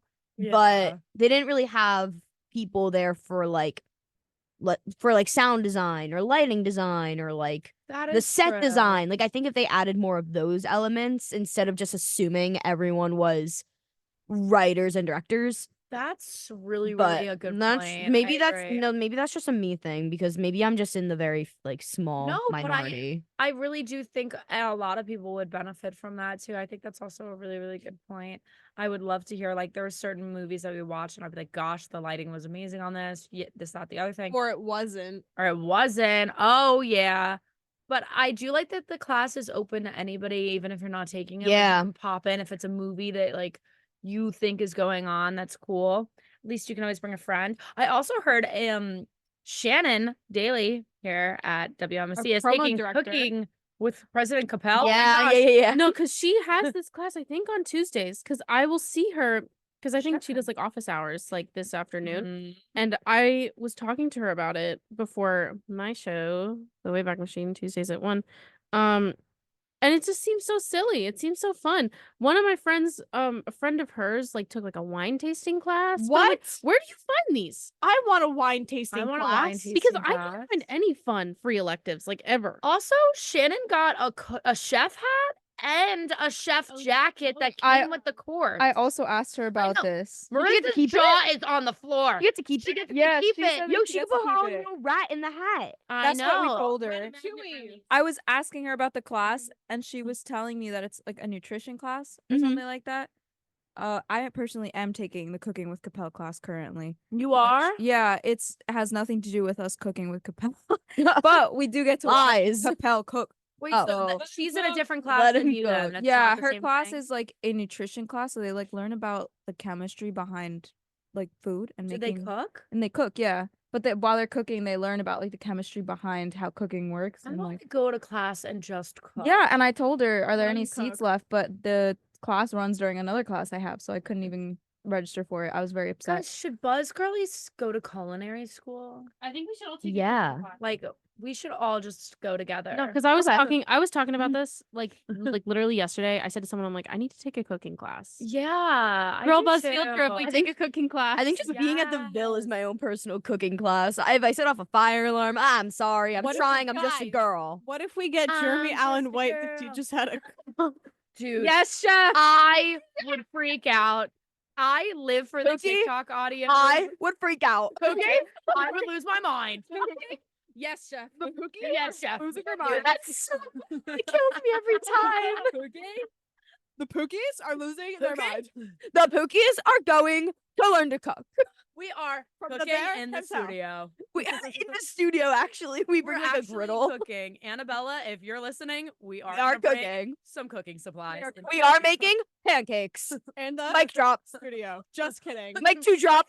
It's just about Mic to two say drop mic again. two drops again. Women in STEM. Women in STEM. Well, speaking of, I don't know how to. I We're taking a break. yeah. Because you know who's so baby girl? Jeremy Allen White. Anyway, this is Baby Blue by Grayscale. We'll be right back. You Hawk Plus people. Shout out Hawk Plus, I guess. You Hawk Plus bad. I guess. The Pookies are back on the morning bus. We're back, okay. But this is not some great news, but it's what's going on, and we're here to let you know what's going on. So Jacob Elordi is under police investigation after allegedly assaulting a radio producer on Saturday. The star was at a hotel in Sydney's eastern suburbs when he was approached by Joshua Fox, a producer for the Kyle and Jackie O show. He asked Elordi if he could have some of his bathwater for Jackie O for her birthday. This is a reference to the viral scene in Saltburn. If you know, you know. Elordi asked Fox to stop filming and delete the footage, and then the situation allegedly escalated. Fox later said, quote, "I refuse to delete the footage because I feel uncomfortable right now, and this is the only evidence." And then Jacob kind of just flips, and he kind of pushes me against the wall, and his hands are on my throat. In a statement, the New South Wales police say they are investigating the matter. They wrote, quote, "Police were told about 3:30 p.m. on Saturday, February 3rd, a 32-year-old man was allegedly assaulted by a 26-year-old man. The man did not sustain any injuries. Inquiries into the incident are continuing." Well, I guess we'll keep an eye on it. Wow. No comment. We're not covering Paramore. Sorry, I got really sad. We could do Do you want to talk about it? Because you love Paramore. it. I love Paramore too, but I feel like you Do you want to take the next one, Pookie? Yeah, you read this one. I'll read about the next one. After 2 decades as a band, sorry, Liz, I literally cried and I went bleak. I really did a Leah Michelle and I went. But after 2 decades as a band, Paramore won their first Grammy on Sunday, taking home the awards for Best Rock and Best Alternative Music Performance. To celebrate, they took to Instagram to thank fans for listening to their music. They wrote, quote, "First off, infinite thanks to our fans, our team, and the Voting Academy for making This Is Why such a moment for us 20 years later into our career. Our band won 2 Grammys last night, sitting together in Zach's living room, dressed in our regular clothes. Yes, we saw the empty red carpet meme." They also discussed the fact that they made history, saying, quote, "Turns out our win for Best Rock Album was a historic feat as we are the first female-fronted band to ever take home a trophy for this category. Ridiculous, yet true. It's an honor for Paramore to be a small but constant reminder for people to keep pushing these rock and alternative spaces for being more inclusive." They ended their message saying how proud they are and sharing credits for the album. They are looking to pave the way for a more inclusive and varied rock scene when it comes to artists and creators. Liz, and we were not going to talk about this. Sorry. I had to call you out there. Good for them. I love Paramore. Mhm. Shout out to Hayley Williams for being the girl boss that she is. She's Slay mama. You know what? The only reason why I wasn't gonna talk about it was because we talked about it on the Monday Buzz yesterday, but I'm glad we did well, talk they're about it. the girls. They're not the girls. It's not They're the not same. cookies. They're not the girlies. Pookies won a Grammy. Pookies won a Grammy. And you They're know, going to Outback Steakhouse. they are. We should go to Outback Steakhouse, guys. Honestly, like I would really enjoy that. Not sponsored, of course. Not sponsored, but just for a little giggle. We could do a I'm a little more of a Texas Roadhouse girly, but I will go. Texas Roadhouse. Neither have I. Guys, And I wanna try their But rolls. Texas Roadhouse doesn't have the bloomin' onion. Yes, they do. What? Yes, they do. I get it every Really? time I go. Me and my roommate, this is such a sidebar, but Ryan calls me Awesome Blossom and she's Bloomin' Onion. Or no, I'm Bloomin' Onion and they're Awesome Blossom. I'm Yeah. the shrimp on the Barbie for sure. You're shrimp on the Barbie. I'm that blue cocktail that has the little shark head that has the. Mia said Ah, I love So now we have to go to Outback Steakhouse because they have that. Yeah. Nice. I don't know. Never been to Outback Steakhouse either. I got you. Australia. Okay. Shrimp on the Barbie. You're the queen of my heart, and I'm the queen of Down Under. Yeah. Today. All right, that's Star Factor. And speaking of Star Factor, Tom Holland to star in Romeo and Juliet. It has just been announced that Tom Holland will lead the upcoming West End production of Shakespeare's Romeo and Juliet, directed by Jamie Lloyd.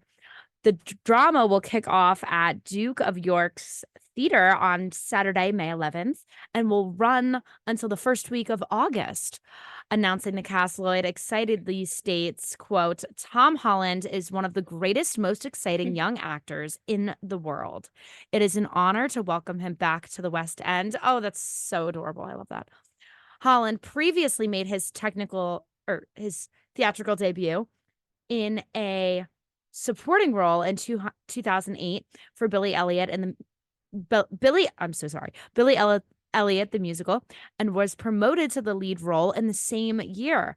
The announcement comes after the actor teased a, quote, big announcement to be made today, February 6th, in a rare update on social media. Speculations grow about the potential announcement, with many presuming it had something to do with the fate of Spider-Man in the Marvel Cinematic Universe. However, much to the superhero fans' dismay, they might have to wait longer to discover the character's fate. I think this is really exciting. Mia Watson in the studio mentioned this before, and I did not know about this. And I think that it's really exciting. I know that Tom was taking a bit of a break, I feel like, after Spider-Man. Wasn't he taking a break for a while and wasn't really in anything? He just did this, I think it's on Apple TV. I think it's a movie where he played did he play a serial killer? He played some very tortured person in prison. I believe he had a lot of psychological issues. Yeah. And it was very taxing for him. So he was like, I'm gonna take a little break from acting. Yes. And yeah, he literally posted on his Instagram story, big announcement coming soon. And it was just him playing golf. Actually, it wasn't even, it was just him on a putting green. I love that. I'm love honestly that. slay. And also, I really love seeing actors, do things for themselves. Like, hey, I need a mental health break. I'm not going to be whether it's on social media or taking a break from working, with him being such a phenomenal actor, and a lot of people rely on him or want him to, do these big roles and stuff like that. I think it's really nice. And I also think what a warm way to come back into acting after taking a short break than to do West End theater stuff. I think that's really, really exciting. I think, I'm excited to see it. You're going to be in London during this time? No, I'm going to London over spring break. So this is after I get back, and I'm very upset about it. But I love to see people go back to theater. I love to see I love it. I'm a fan of Andrew Scott, and I've been watching a lot of videos of him talk about stuff recently. I may or may not be going to London when this is going on. Marissa. I may be going to Oxford to visit a friend of mine. Marissa, you better come back buzzing. I and might tell have us every to. detail. I might have to. 100%. So I'm seeing And- Sweeney Todd. I might see this. I might see this just out of spite, just to spite you. It's Just okay. I'm not despite that us. into Shakespeare. Oh, okay. No, yeah, but they're for this. I'm going through the school to London, and they're like, yeah, we're gonna spend this amount of time in Stratford upon Avon. I was like, okay. No shade, Will. No shade. Just a couple R.I.P. crickets. But you know what? I don't know. I'm just a girl. I'm just a girl who loves. The Pookies are just girls. We're in the world. just girlies. Yes, we are just Just a girlies. little pookie girlies. And And speaking of, I had to take this moment to talk about girlies and their race cars. Yes. vroom vroom. You can't catch me. Yeah, so for those of you who don't follow Formula One or aren't into it, which it's okay, but I just want to talk about it because girls, and it says that the newly formed Red Bull Academy program is supporting F1 Academy by sponsoring 3 female drivers and their cars who will compete in the 2024 F1 Academy season for MP Motorsport. The Red Bull Academy program is welcoming 3 drivers: 21-year-old Hamda Al-Kabasi driving for Red Bull Racing, 23-year-old Amna Al-Kabasi driving for Visa Cash App RB, and 20-year-old Emily DeHouse driving for Red Bull. And more sponsors of the cars and drivers are set to be revealed in the coming weeks. Led by manager Sarah Harrington, the Red Bull Academy program is making an investment that marks a commitment to the future of women's motorsport. Harrington said, quote, "This is a landmark moment for us, and it is testament to our complete commitment to the future of women's motorsport. This is a pivotal moment for women in motorsport, and we are excited to see what the season brings," end quote. Red Bull also said in their commitment statement, quote, that they quote, strive to be at the heart of diversity and equality within our sport and aims to encourage more women to not just be fans of motorsport, but to get behind the wheel from a young age and provide role models and a pathway to get to the next level, end quote.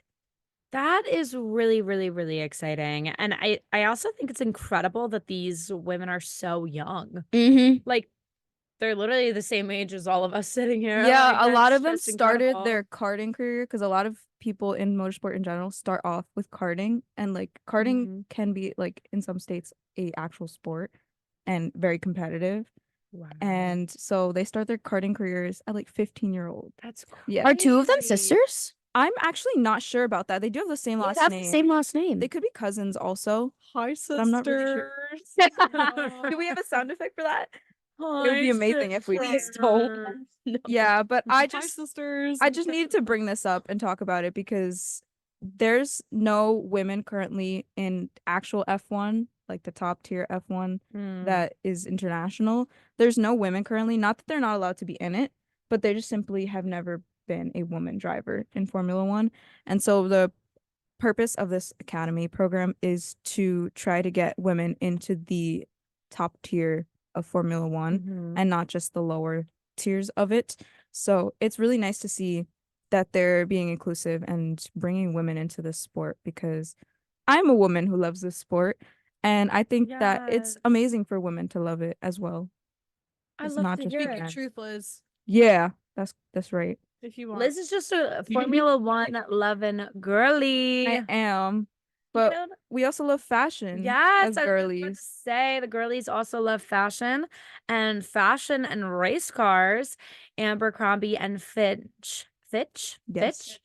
Fitch cleared out a space at its Fifth Avenue location in Manhattan to showcase a McLaren Formula One race car alongside a new lineup of licensed McLaren graphic t-shirts, hoodies, and jackets. Content creation, social media collaborations, and events are also part of the partnership, which has evolved from last year's onset of the relationship between the two brands when the drops of Abercrombie's McLaren licensed graphic tees and apparel went viral on TikTok. Abercrombie and McLaren also took this opportunity to announce a digital sweepstakes on TikTok for a chance to win a trip to Miami Grand Prix. Prix? Yeah. Okay. Sorry. No, it's okay. With a guest, receive a McLaren replica helmet signed by a McLaren race car driver, Lando Norris, as well as a $500 worth of Abercrombie products from the Abercrombie and McLaren collection. Wow. Carrie Collins Krug, chief marketing officer of Abercrombie and Fitch Co., said in a statement, quote, over the last year, our relationship with McLaren has grown from TikTok virality to a very real friendship, weaving the relaxed and effortless elevated world of Abercrombie with the invigorating and fast-paced world of McLaren racing. I think that's really interesting. Also, that's an incredible amount of stuff to win. Wow. Yeah, it Trip is. to Miami, replica helmet signed, and $500 worth of like clothes. All right. Yeah, All so right. this really brought a lot of attention to a lot of influencers have brought a lot of attention because Abercrombie does work with a lot of influencers. And the pivotal moment that they were talking about was when last year Abercrombie released some normal graphic tees. As you know, a lot of stores do collaborations with other companies and Yeah. franchises all the time. But that one, for some reason, just really went viral on TikTok. This one influencer was talking about it for like in one video. And then the next day, all the t-shirts sold out Oh my and people couldn't get gosh. them anywhere. And it's just there was a lot of people at the store, and I personally got to go on Sunday and go to that event because it was something that like lasted the whole week, and there was a lot of people in that store. It was very crowded. And some people, they have mixed opinions. Half the people are Formula One fans who are very upset that people who aren't even fans of the sport are suddenly interested in the sport, and then the other side of it is that people are glad that that sport is receiving a lot of, I guess, traction, if you could say that. But it's like weird to see a sport in general just merging with fashion, and That's true. I feel like that you don't see that very often. I think it's really exciting, and I'm excited for the future of Formula One. So Yeah, women in Liz, you sports. have to keep us updated, and Liz is in here with her cute little Formula One sweatshirt. I did. So I did. Yeah. if you can see it, you'd love Prep. it too. But shall we Already continue?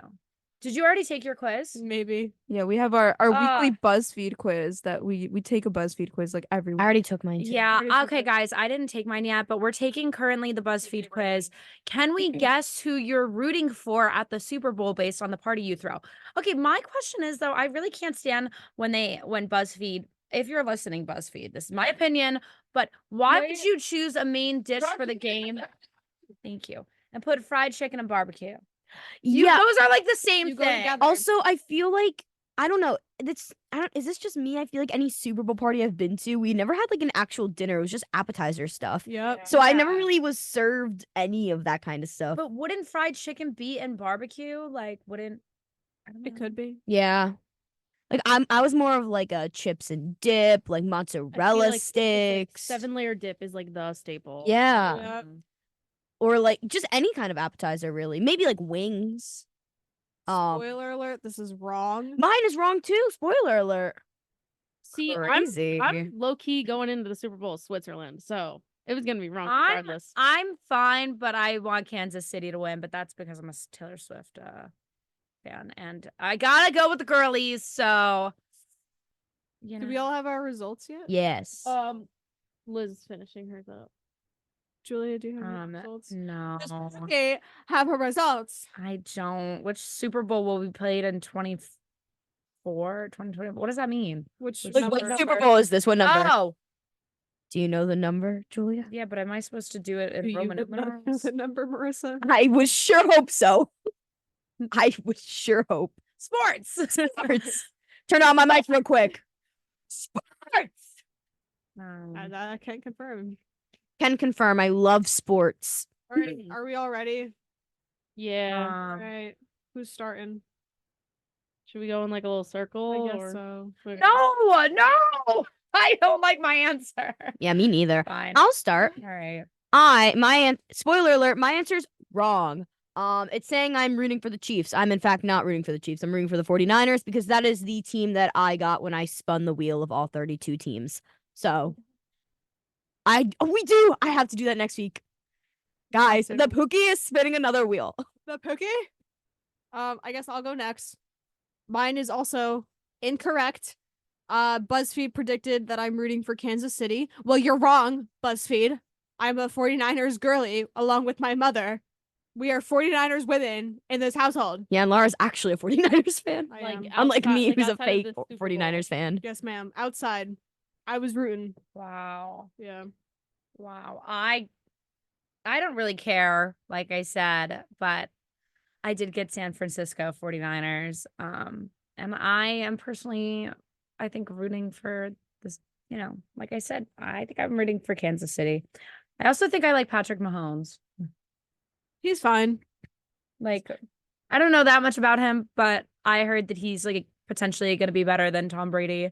And I don't really think I like Tom Brady much at all. Tom So Brady scares me. yeah, he does scare me as well. And Don't give him that power. I also think that should be Patrick scared of you. Mahomes, Not Patrick true. Mahomes has like a really good story because wasn't he like one of the bottom draft picks when he first came in, and then like didn't someone get hurt, and then he ended Man, up. maybe we should ask someone who's into sports I'm about so sorry. this. This is what I was talking about. This in my job. He has a great story. That's all I have to say. Is I don't. I have to find out for next time, but whatever. right. We'll see what happens. All right, Next. Who's next? Liz. I also got the 49ers. I just think it's really ironic that the two 49ers fans in the room didn't What did get you guys? 49ers. Okay, after Mia goes, we're gonna talk about what we put a little bit because I'm curious. Yeah, so I'm an Eagles fan. So I feel like I'm at hey, don't make that face. Ugh. I feel like I'm at an interesting stance because a part of me wants to root against the Chiefs because the Chiefs beat the Eagles last season. but also part of me wants to root for the Chiefs because Kelsey brothers and because Mhm. Jason Kelsey is retiring. Mm-hmm. I did on the quiz get San Francisco, and I feel like out of spite, I'm probably gonna root for San Francisco because I'm annoying and I like to That's be a pain in the butt. But yeah. How did they? Live Yeah, for how the did they drama. come to this Okay. conclusion? I need So to what know. You guys put for the first one. Just for context, Hold on. we have to do the next story. Okay, we're gonna go through this really quick. I put chocolate. I put put okay. chocolate. First question: which pregame sweet treat are you? I put donuts. Okay. Maine. What did we put for main course? Barbecue. I put barbecue. Chicken. You put chicken. Liz, what did you put? Liz put chicken. What'd you put? I put chicken, but then I changed it to burritos. Okay, that's interesting. I like the burrito choice. Choose some drinks to serve. Something else. Something else. I would put have hit something else, but I hit beer because I just felt like it was a Super Bowl thing to do. What's for dessert? I put hot fudge sundae. Mud pie. Mud pie. That's okay. Do you prefer cold or warm weather for watching the Super Bowl? Cold. I put warm. Which color are think you that's the planning to wear? decider. I put red. I put red. I put black. I put red. This is so interesting. I put red. Which 'cause I was Super like, Bowl will be they're both played in red. 2024? I just put 58. It's I did 58. pick the Roman numeral. Okay. When do you have people arrive at the party? 5. I said whenever they feel like coming. That's what I said too. If there I isn't said enough 50. furniture to sit on, where do they sit? I sit on the Floor. floor. Floor time. Literally, how does this make any sense? I'm Where are you watching from? I'm assuming we all put the East Coast. Actually, I put the surprised south.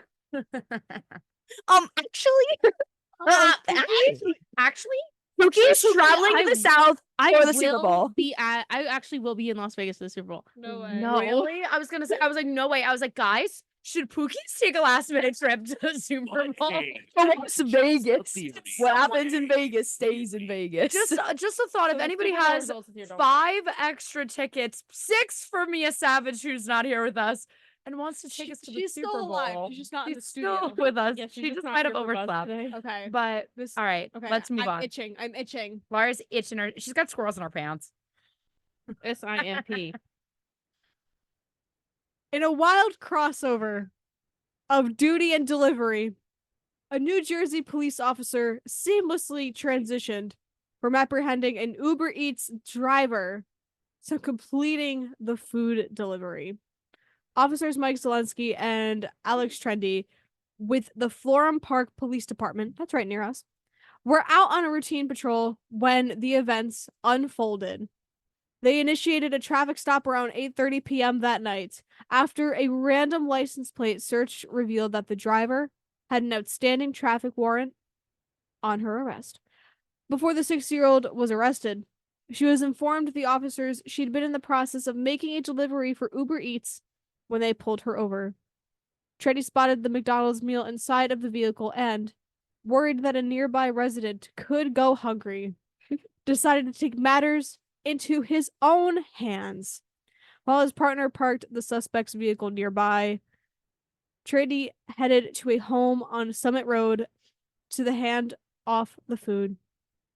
When he knocked the door, the officer was greeted by Gianni Laval, the husband of Nicole Paluzzi. Yeah. Paluzzi, for those who don't know, is famously known as the Snooki. Starred on MTV reality shows including Jersey Shore, Snooki and JWoww, and Jersey Shore Family Vacation. Oh yeah. In a post following that, In the post, the police department apologized for the slow service, saying, quote, "We think the food got cold and no, he did not get a tip." Oh. Wow. Trendy said in a statement, quote, "We can't accept tips as government officials. We do it out of the goodness of our hearts. I enjoy my job and obviously got into the job of helping people." And thank you to and New York Daily Mail News for this story. Yes, Snooki. Like, I want to know what she got. I to was gonna say, I eat. want to know what her order She's is. a chicken I- nugget You girl. know, what does she get, we think? I feel like she got a chicken Sammy, but I also can't tell. I think she's a chicken nugget girl with a barbecue sauce. Barbecue And she's, sauce. I bet she got a DC, a little. Oh, yeah. Diet Coke. Yes. I've been becoming a Diet Coke girl. I've seen your Yeah. progress, and as a Diet Coke girly, we're happy to have you, babe. I'm also low keeping becoming a Diet Coke girl. I love. Do I have to Diet hop Coke. on the train? Yes. It's addicting. It's my favorite okay, beverage. But hot take: Coke Zero I do like is better Coke than Zero. Diet Coke. That's what everyone says. I can't really tell if I agree. I haven't really had them side by side, but I am a Diet Coke over a Diet Pepsi girl because I feel like there's more carbonation in the Diet Coke. I think that they should make a cherry Diet Coke. Oh, Yes, agree. cherry vanilla Oh, Diet yeah, Coke. obviously. Coca-Cola, if you're listening, get on this. Sponsor us if you want. kidding, you can. You can't. Actually, I saw a TikTok like 2 days ago, and someone was saying like, "Why does Red Bull make all these fun flavors and not sugar free?" I know. Right. Well, I wish the coconut was sugar free. I I'm love the such a coconut. sugar-free girl. Sorry, Yeah. real quick. Speaking of Red Bull, this girl at my job, she did something strange at work the other day with Red Bull. She ordered a cup of half and half creamer I saw and this put on Red TikTok. Bull, I Red Bull saw in this it. on TikTok. And apparently it tastes Mhm. like Italian soda. I don't care. And she tried it and she said it tastes like it. No. Actually, if you take French vanilla creamer and add like a splash of it to your Red Bull or like a nice little 1-2 count, and Little It'll- 1-2 number. I'm a bartender, so just a sidebar. Me as a so that's barista why is freaking out I on gotta the say inside. a 1-2 count.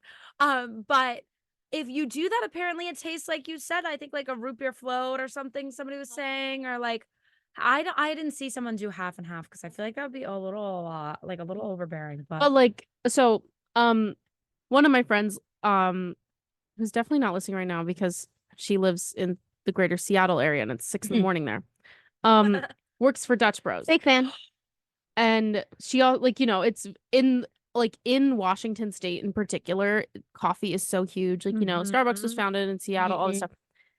So is Red Bull. Like specialty Red Bull drinks. Like if one day I finally get to go visit her out in Seattle, like trust, I will be trying like every crazy Yeah. Red Bull drink that's under I the sun. But like they love do it that. like that. Like in like Alaska too. Like it's big on the Mhm. West Coast, like in the north, in like the Pacific Northwest, where like you do the like you add all the stuff to Red Bull. Yeah, it's so I've always wanted to go to Dutch Bros. So Yeah. Pookie's taking a road trip to go to Dutch Bros. I bought you a Dutch Bros. I bought you Dutch Bros. The entire thing. The entire thing. We got Dutch Bros in New Jersey. Yeah, we should go make our own. Okay, but for real, I think the Pookie should take a trip to Raising Cane's. Hard yeah. agree. Never been. Yeah. Never been. I 'Cause it's never really- been in the state. Yeah. There's one gonna in be the one city. in South I Jersey. know. There's going to be one in Cherry Hill. Okay, Duh. let's take the train. There's Like, one Or in- we the- can take the my one in car. Okay. The one in Times Pookie Square. will drive. But this has been the Morning Buzz here on 90.3 WMSC Upper Montclair, and I hope you enjoyed spending your morning with us. My name is Lara Zaccardi, my co-host Julius Levin, our segment host Mia Watson, our sportscaster Marissa Thorne, and our producer Elizabeth Godoy. And if you are interested, you can catch us next week on the Morning Buzz. But you also catch the Morning Buzz tomorrow through. Anyway, the cookies are gonna go get some food.